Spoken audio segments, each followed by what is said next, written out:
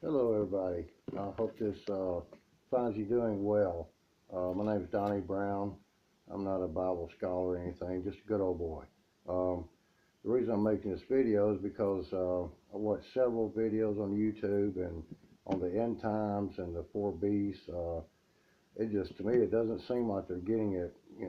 The Bible isn't that hard to understand if you'll use a few basic principles.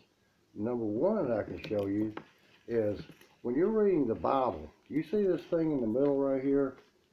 If you run across a verse that you don't understand, whatever verse that is, you look over in the middle, let's say it's verse 4, you look over in the middle, verse 4, it'll give you several references to another verse, maybe in another book to the Bible, and which is similar to that verse. It'll help you understand. It'll also give you other references to help you unlock the Bible.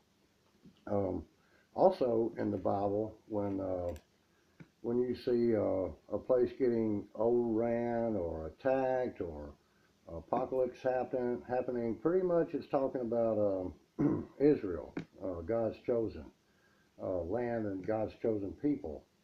So anyway, today we're going to talk about the four beasts in Daniel 7, and here's the way I understand it.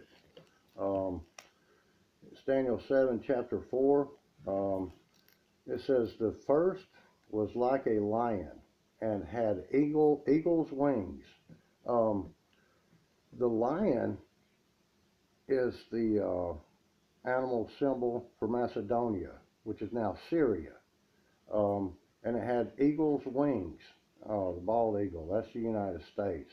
The way I understand that is it had eagle's wings. The United States will supply air power or airlift them in. Syria will be hitting Israel first. And I believe they will occupy it for a while also. But it says that it will be made to stand upon the feet as a man, and a man's heart was given unto it. So that means pretty much it will have a ruler also. So, chapter 5, or verse 5, excuse me. And behold another beast, a second, like unto a bear. The bear is and always has been Russia, or Gog and Magog, but pretty much they call it the Great Bear. And it raised up itself on one side, and it had three ribs in its mouth, and three ribs in the teeth of it. Pretty much that's going to be three kingdoms that it topples before it hits this one. And they said unto it, arise, devour much flesh. So pretty much Russia has approval from the United Nations, the European Union, to just wreak havoc. They said, go ahead, we're not going to do nothing to you. So that's chapter 6, or verse 6. Now the third beast, after this I beheld, and lo, another, like a leopard, which had upon the back of it 4 wings of a fowl.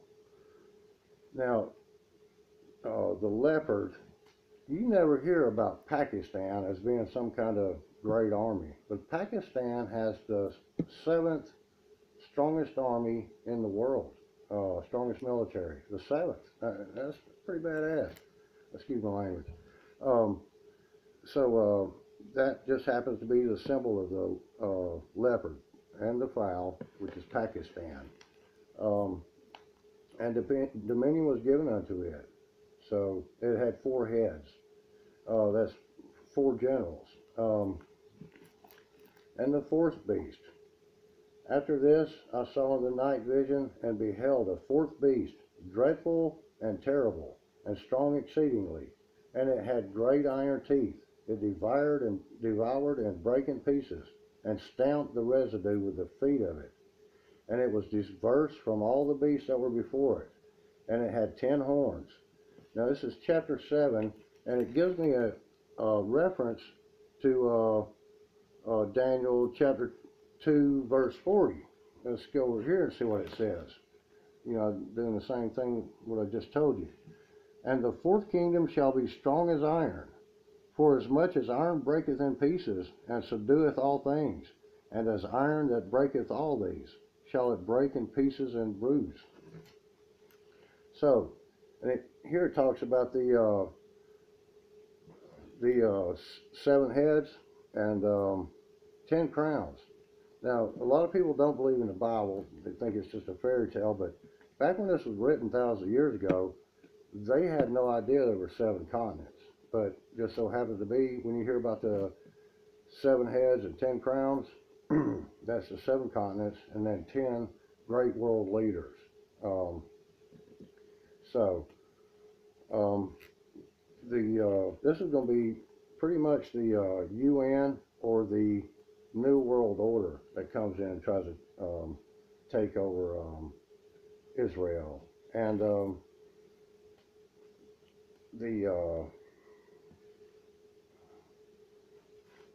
see, hold on one second. Okay, here is Daniel 7 verse 24. It says, and the 10 horns out of this kingdom, or 10 kings that shall arise, and another shall rise after them, and he shall be diverse from the first, and he shall subdue 3 kings.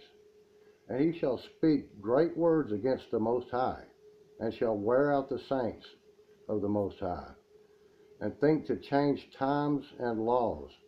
And they shall be given into his hand until a time and times, and the dividing of times. That means 3.5 years.